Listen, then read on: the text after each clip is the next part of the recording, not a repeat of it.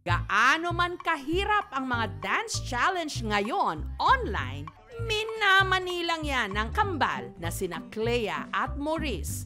Hataw kung hataw, kahit pa ang kanilang mga ulo magkadikit. Ipinanganak kasi silang conjoined twins. Ang kambal, kilala rito sa Lubang sa Occidental Mindoro, bunso ng mag-asawang Maricel at Leo.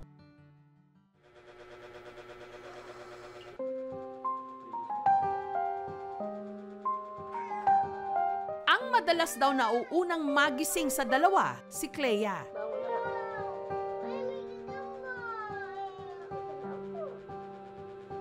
Pero bago siya makalabas ng kwarto, kailangan niya munang hintayin na magising ang kanyang kakambal. Kapag gising na po yung kakambal niya, bumababa na po sila sa kama, tapos almusal na po.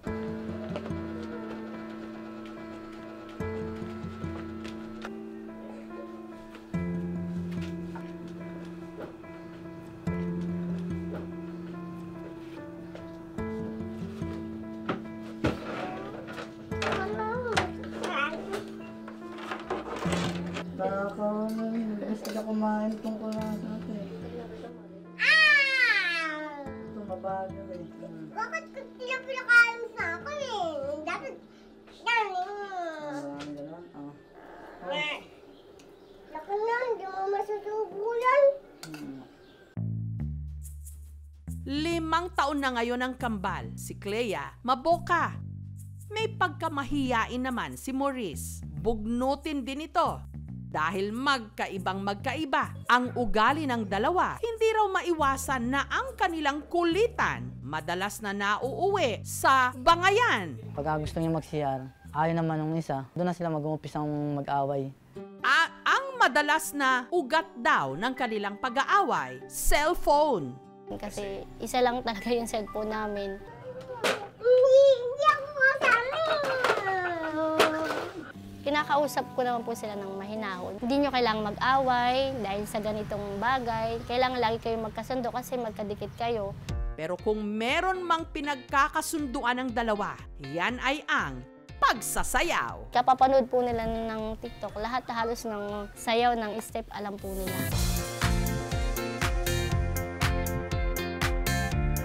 Mahilig po kami sumayaw. Yun po yung nagbibigay ng positibong pananaw sa kanilang buhay. Sa kabila ng takot na baka mabuli ang kanilang mga anak, nagdesisyon ang mag-asawa na i-enroll sa regular school ang kambal. Si Maricel ang nakatoka na maghatid sa kanila.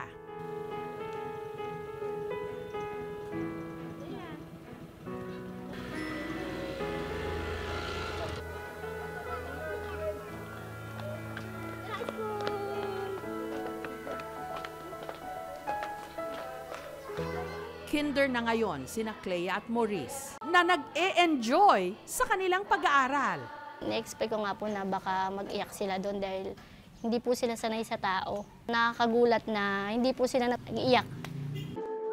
Pero dahil pirming nakatagilid ang tingin ni Maurice, hirap niyang mabasa ang nasa blackboard. Si Clean po, madali po siyang makaintindi. Once na sabi ko po sa kanya yung instruction, kung ano po yung gagawin, nagagawa naman po agad niya. Si Maurice Ann po ang medyo kailangan po talaga ng tututukan siya.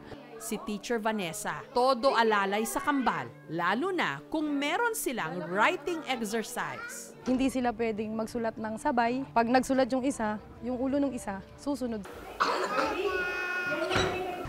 Masaya. Kasi palagi ako ninanalo ng mga classmates. Yan, ito. Pagka-uwi, assignment agad ang kanilang inatupag. Inuuna ko po muna yung si Clea kasi mas mabilis siyang makakope up doon sa assignment nila. Unlike po doon sa isang kambal na medyo mahirap pong i-guide kaya mas mahaba yung oras na ginugugol namin. At saka palang pinayagan sina Maurice at Clea na makapaglaro sa labas. Puro sugat na nga po yung paa nila kasi po, minsan hindi natitimbang yung sarili nila na Hindi nakikita ng isang kambal yung dinadaanan. Ang isa sa madalas na panoorin ng kambal, mga separation surgery video ng mga conjoined twin tulad nila. Parang na-inspire sila na, mama, gusto ko rin maging doktor kasi natutulungan nila yung mga batang may sakit, nakagaya namin. Maaasahan din daw sa mga gawaing bahay ang kambal. Nagbo-volunteer sila na sila na daw ang maghuhugas ng plato, tutulungan daw nila ako maglaba. Kaya lang po, sabi ko nga sa kanila, ayokong mapapagod kayo kasi bata pa kayo, hindi nyo pa responsibilidad na tulungan ako. Tapos sabi nila, paglaki namin, mama, tutulungan ka namin. Nasa lahi raw talaga ni Leo ang kambal, pero tanging sina Clea at Maurice lang ang ipinanganak na may craniopagus. Ang tawag sa kondisyon ng mga kambal na magkadikit ang ulo. Hinala ni Maricel, may kinalaman ito sa nangyari sa kanyang aksidente sa trabaho nung siya'y buntis. Nahulog po kasi ako sa hagdan kasi medyo madulas po doon, nakabota kami. Siguro sa sobrang puyat kasi panggabi po ako noon, hindi ko na po napansin yung dinadaanan ko. Wala pong kinalaman yung pagkadulas ni mother sa pagkakaroon ng conjoined twins.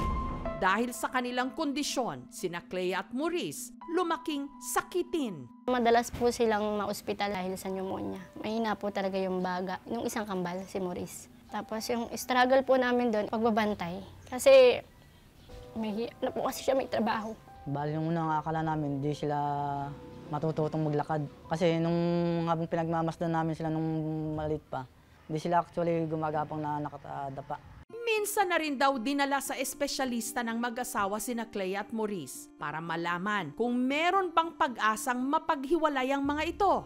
Meron silang malaking ugat sa ulo na magkadikit. Ang sabi po sa amin ng doktor, mga 5 to 6 years old po bago po operahan. Idadialysis po muna bago operahan, tas after a year po, ire-ready na daw po yung kidney transplant. Sakto sana, lalo't mag-aanim na taong gulang na ang kambal. Ang problema, hirap sila ngayon sa pera. Bukod sa pag-aalala sa komplikado at delikadong operasyon. Tatakot po kami na baka hindi magtagumpay yung surgery. Hindi po namin kakayanin pag nawala po sila sa amin.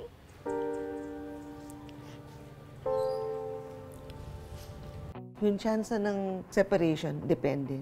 Maswerte sila kung ang joining nila is yung hanggang buto lang. Meron tayong mga artificial bone eh. Ang magiging problem mo pag nagsa-separate ka tapos brain matter. Yung alam yung expectations, kung ano magiging resulta or magiging defect kung sakaling pilitin natin na i-separate.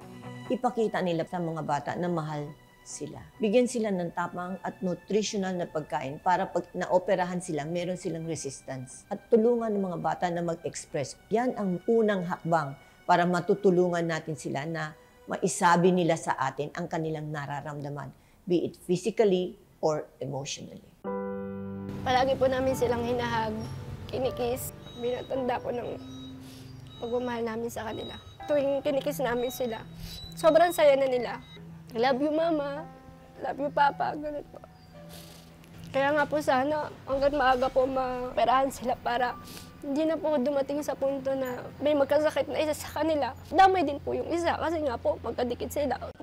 Nitong Biyernes, sina Clea at Maurice ipinakonsulta ng aming team sa doktor. Last April, nung first na nakita ko sila, dalawa sila, meron silang urinary tract infection. Ngayon, parang mas mataba sila nung last na nakita ko. Hindi pa normal, hindi pa clear yung mga breath sounds nila kasi galing sila sa respiratory infection. Wala talagang ultrasound doon sa mga health centers. Matagal na namin ina-advocate na sana merong tayong programa sa gobyerno na kayang makita through ultrasound by mga 7 or 8 months sa loob ng tiyan kung may mga anomaly. Samantala, bilang regalo sa kambal, binigyan sila ng lokal na pamahalaan ng lubang ng mga gamit sa eskwela at financial aid. Naghandog din ang aming programa ng karagdagang supplies para sa sari-sari store ni Maricel at Leo para makatulong din sa pang-araw-araw nilang mga gastos. Thank you very much. Maraming salamat. At para hindi na mag-away pa ang kambal, binigyan din namin sila ng cellphone. Lubos po ako nagpapasalamat sa lahat po ng inyong pinagkaloob na tulong para sa aming pamilya. Salamat po. Salamat po.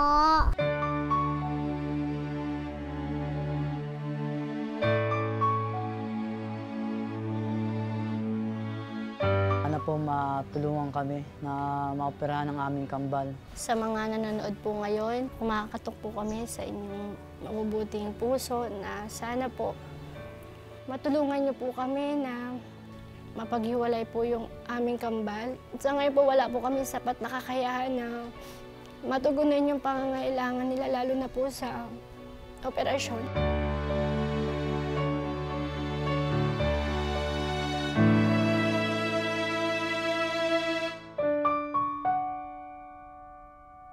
Thank you so much mga kapuso. Kung nagustuhan niyo po ang videong ito, subscribe na sa GMA Public Affairs YouTube channel. Don't forget to hit the bell button for our latest updates.